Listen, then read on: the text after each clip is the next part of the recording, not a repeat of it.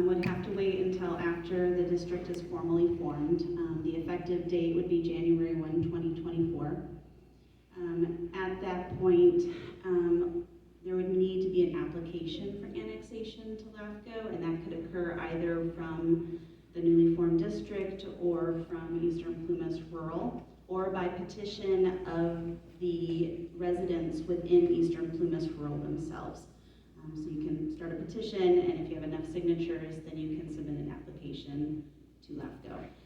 As part of that process, there would need to be some kind of fiscal study showing that annexation is feasible, and then it would go through the application process, and at the very end, there's a protest hearing by the residents. So the residents have an opportunity to protest if they do not desire annexation at that time. So that would be when the residents would be able to voice whether they want to be a part of the new district or not.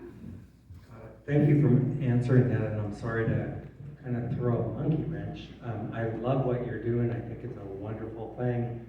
I see by all the signs, I see by the questions here, seems everybody that I'm hearing is in favor of this. I kind of wanted to come to this to hear somebody that is opposing it and hear their reason why. So if there is that person, it would be a great thing to hear you say something, so we hear a dissenting point of view.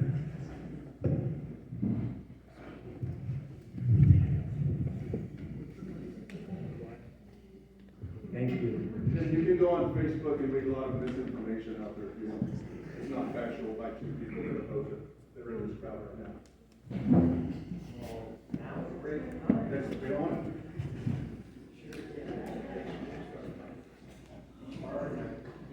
John Kennedy likes to shoot his mouth off and doesn't know what he's talking about as usual. I have been against it for several reasons. Number one, and this is so good for the community, I'm very, very much against the fact that the community was locked out of the formation and the talking about this. There's somebody here who's going to say that's not true. That's absolutely true.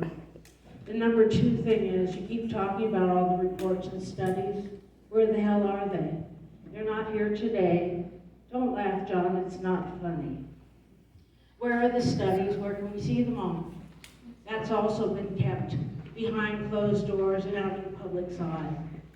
This all started out as a, quote, consolidation. It's pretty damn stunning to see now you've changed the story again. Now it's a new fire district. It's like you keep changing the script because you find the first one didn't work. I think what you're going to find out is the voters in this area are a lot smarter than you give them credit for. You're talking about, oh well, we're going to pay these people. That's great. But I don't think anybody here knows what the hell they're doing. Volunteers aren't going to like the fact that you're paying people a whole bunch of money and they're still getting sick. You think that's going to get volunteers? Do you know there's not one mention, and you've said it several times today, volunteers. Nobody said how the hell you're going to get them, how you're going to retain them. You haven't talked about that at all. There's also no implementation thing. And Mr. Cal Fire, does your boss know what you just said? Because there's a state law that says California does have to come in and support communities. So I'm wondering if your boss knows what you just said. It'll be interesting to see what he has to say. Because despite the fact of what you said, I would hate to think that our communities would turn their backs on one another, because I don't think they will.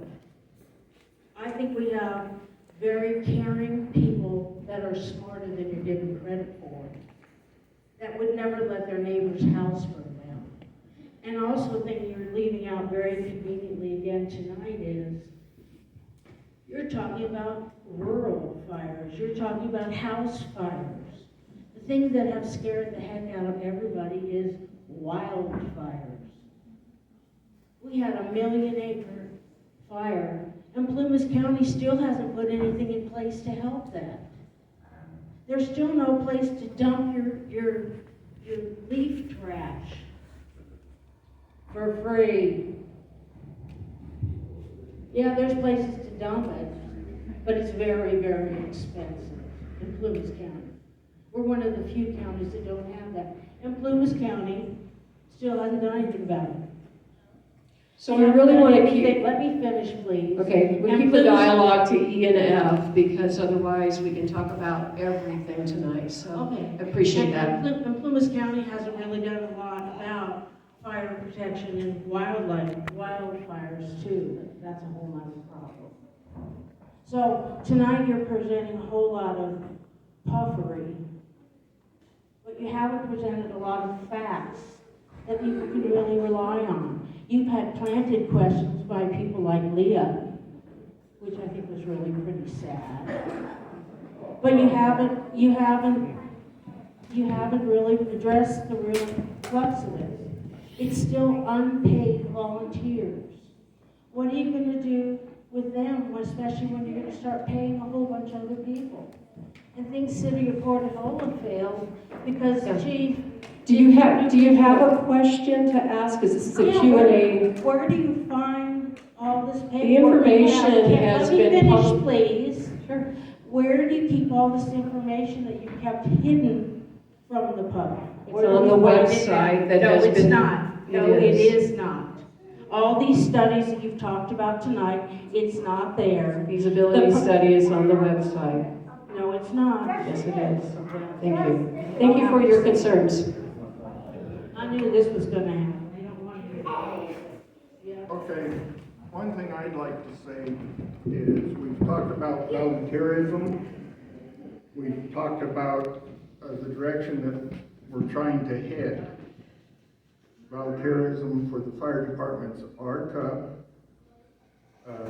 Between Beckworth and Sierra Valley Fire, the two operating departments, they have successfully handled calls throughout this end of the county, and the volunteerism used for that has actually run Portola, Gold Mountain, and Sierra Valley to the 395 to the end of our district here, and they successfully have done it with the process in mind that is going on, hopefully, when everything is said and done with E&F, with the volunteers and that. So they've run it for 2 years now, and it's been working.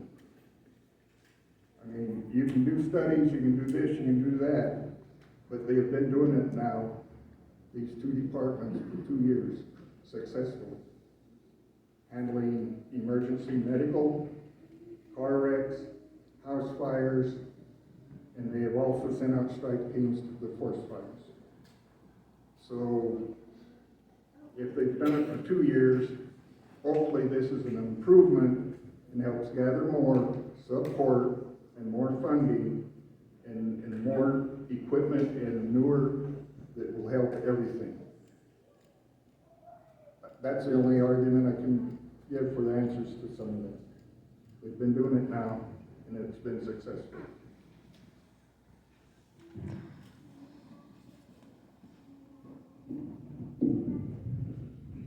I can address your comment about whether or not CAL FIRE is going to show up. So I think what we really need to differentiate is the difference between a wildland fire and a structure fire, or a vehicle fire, or what we would call an improvement, which is some type of man-made structure or personal property item. So any structure fire that's within the local jurisdiction, which we refer to as LRA, local responsibility area, or SRA, which is state responsibility area, or FRA, which is federal responsibility area. Those are the three main geographical areas that the state's broken up into. So CAL FIRE's main budget comes out of authority out of the California Public Resource Code for us to fight wildland fires. In Plumas, we have a reciprocal agreement with the Forest Service to protect the SRA. So if the Forest Service left, yes, we would come and protect the wildland fire threat.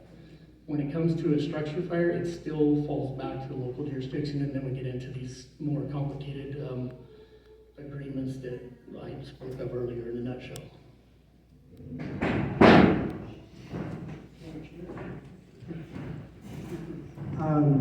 Yeah, I'm for this,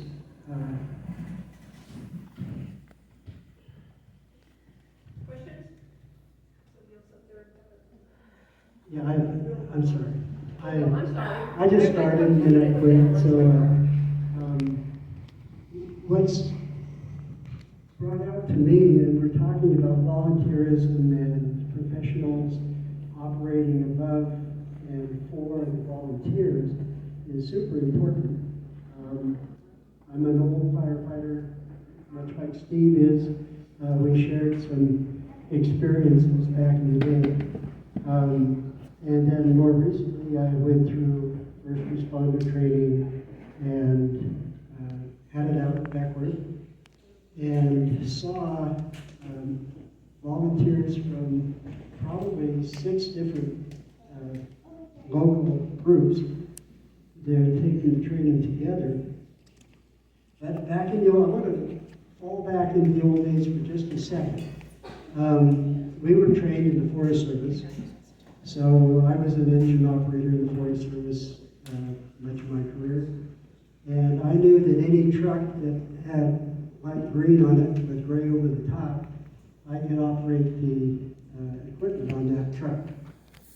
And often we rolled fires around this area, and we came upon some of the old volunteer fire companies, and we had no idea what they were running. And it wasn't a big deal necessarily, because we usually took over, and if it was something we couldn't use, we didn't use it. But we fought together, and we were all some level of volunteer or firefighter that knew what each other was doing. We were also immortal. None of us ever got hurt, so that was a good thing. More recently, and going back to the training for first responders, when I walked out of that after I forget how many weeks, I knew everybody in the room knew the same stuff I did.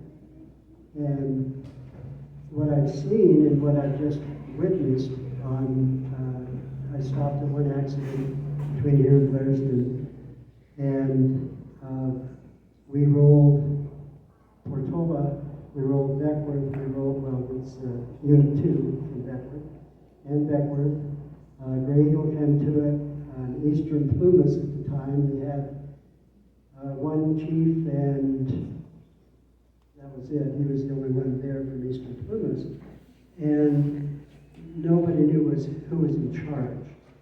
And I think one of the things this is going to really help solve is when we all collect on a fire or on a medical emergency, everybody's going to be talking the same language, and everybody's going to know who's command on that incident.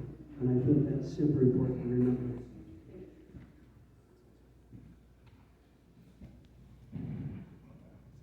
Questions? You bet. I want to thank you guys for having the guts to get up there and do what you do. If you didn't do it up there, we ain't gonna get it done. You've got to be the leaders in order to get it there. I want to thank you.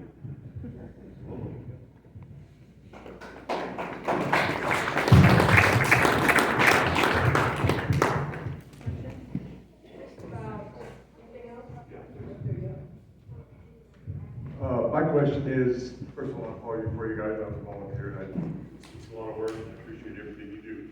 My question is, what's gonna happen with all the equipment? Are we gonna have houses in Portola? And if, Lewis is in the district, is the house gonna stay there? What are we gonna do with this stuff? Is it gonna be moved, or is it gonna stay here? So stations are all gonna remain the same, so so we have the same coverage. For the most part, volunteers are gonna meet, like, my guys in Chillicothe are gonna be covering the same area. And we're gonna, and to start with, yeah, the equipment's gonna stay where it's at. But we might be shuffling things around to see what's better suited. We covering 395, there's a rescue at Beckworth that might be better suited for that. With the way it's outfitted with tools and equipment. So I'm not gonna say that things aren't gonna move around, but there will be thought put into that. Well, my question is if you're in Chillicothe, you have a fire in Portola, are you bringing your stuff? Yes. Or are we gonna have somebody here that's gonna, or both? Yes and yes. Yeah, so it'll be very similar to what you have now as far as, you're gonna have the response from here, and we will be coming from Chillicothe as well. The way it works out here, this for everyone, Greg obviously knows how this works, but when we get the call for a structure fire, especially, we call the world. We get everybody coming. And then when we get there and we find out you're just burning trash behind your house, then we can cancel everything. So it'll work very much the same, where we want all our resources converging on it, or what's available right then, and then we can release things as necessary. It also helps to recognize that by being one organization and doing things all essentially the same way and being trained the same way, the equipment will be set up essentially the same way. The people will be cross-trained in the various locations. So if you happen to be in Portola and you live in say Chillicothe and there's a fire, you have your gear, you'll be able to step into a vehicle in Portola and actually be trained to drive it, and the insurances will cover it as well.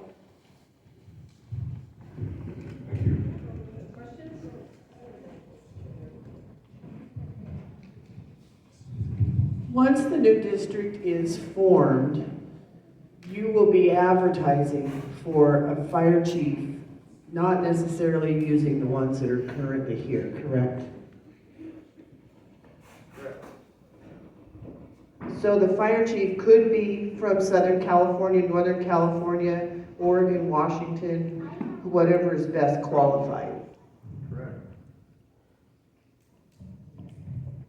So the fire chiefs were consulted about that during the building out the feasibility study. And it was decided by the fire chiefs that everyone should reapply for their position. So when it comes to a fire chief, it wouldn't be just looking for a fire chief within the 2 fire districts. It would be a broad brush recruitment effort to make sure that we get the most qualified candidate.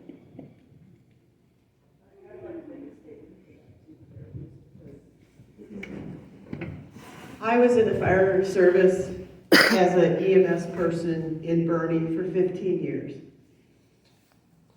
Bernie Fire right now has been looking for a fire chief for 2 years.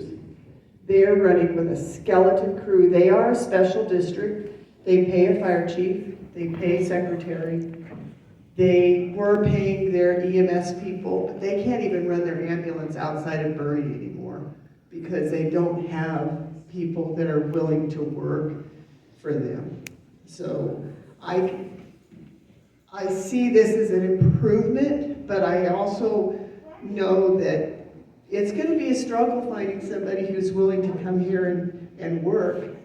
So it's not going to be an easy stuff because my old fire chief in Bernie has come out of retirement, kind of like Kenny, to take over. And him and 2 other people are running that fire department by themselves for a population of 3,000. And they are a special district and they do pay special taxes just like they're asking us to do.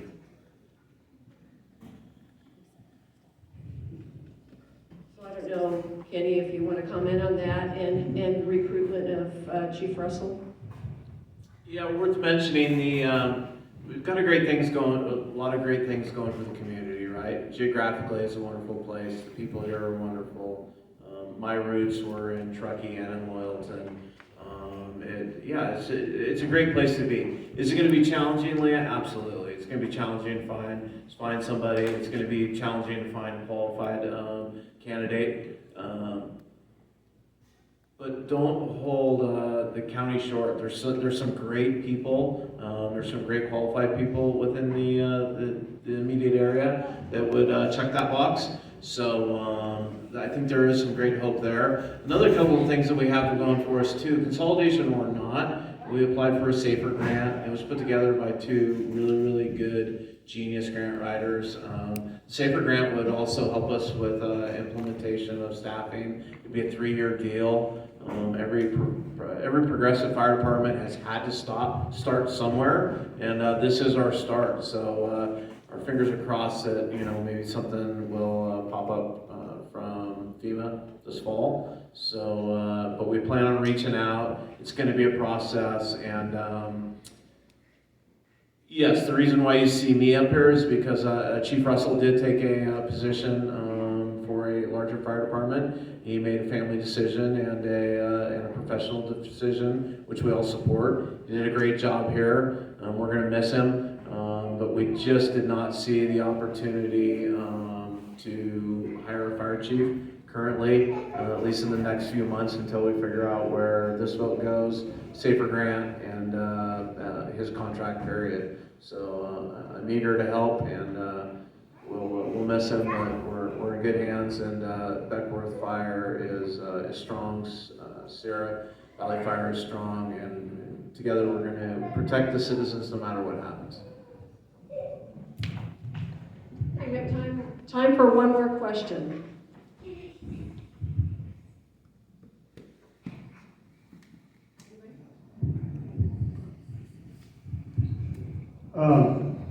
There was a little talk about money. As us volunteers don't give a damn about money. We only care about our community. And I can see, originally I was against this because I have a general belief big is bad. But I can see the value of it. And if I become a volunteer again, I don't mind working for somebody that's getting a salary. The position, I think, needs to be salaried because it's going to require so much. It can't be done by a volunteer. And at the end of the day, as a volunteer, I don't care if that person is salaried. I only care if I'm treated with a little bit of respect and my services are appreciated. And I think all volunteers feel that way. And I think if we get that message out, we will get the volunteers that we need. All right, well, so that wraps up the Q&A session. Just a couple of things. I want to thank Plumas Bank. Rochelle, is she still here? Maybe she's left. Plumas Bank, there she is, in the back. Rochelle Bornelli sponsored this event. They provided the food and the drinks, and they secured the hall for us this evening, and I want to acknowledge that. Thank you very much for being part of the community. I'd also like to say just a word about Tom Cooley. I think a lot of you know Tom Cooley. He did a lot of great good in our community. He was the impetus for this effort. He believed in a stronger fire and medical emergency capability to our citizens, and he worked tirelessly to bring this together. We lost Tom earlier this spring, passed away, and I think that he put us in good hands. So I just want to recognize his efforts and let you all know that they don't go unnoticed.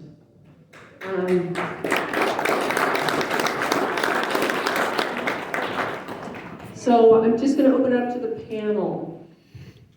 I just wanted to speak a little bit more about Tom because I found out amazing news at the end of last week that Plymouth LAFCO had nominated him for an award for excellence in public service, and he will be receiving it because of this project.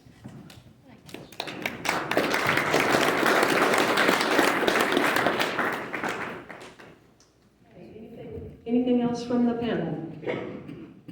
All right, I think we still have maybe some pizza and maybe some cookies and sodas, and so if you're inclined,